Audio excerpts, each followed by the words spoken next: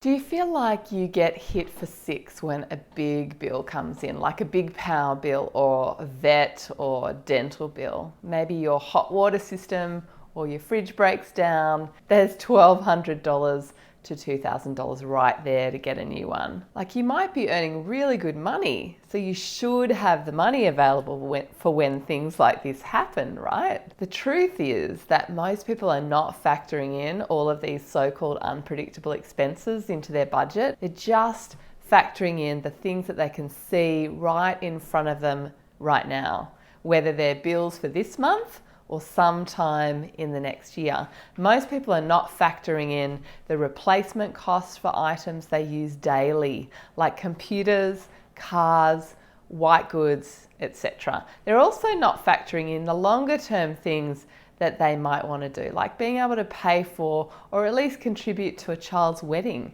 or put their kids through university. For most people, budgeting looks like looking at their bank balance to see if they have enough money. And if they don't have the money for it, then they get a credit card or a loan or Afterpay to address that need or want. And the problem with that is that it will always bite you in the butt down the track as you have less and less available cash to accumulate for those unpredictable things. That's how we ended up in trouble. It's how people end up with $5,000 to $95,000 worth of unsecured debt. Even people who have an Excel spreadsheet budget usually don't factor in these kinds of unpredictable or long-term expenses. But let's face it, these expenses are actually going to happen. So here's some tough love.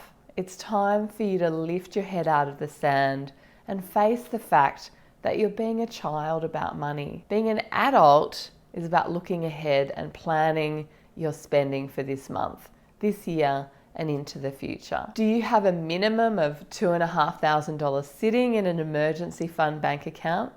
Do you have cash in another account building up for those unpredictable or long-term replacement cost expenses? Hit me up in the comments below and let me know, are you an adult or a child when it comes to managing your finances?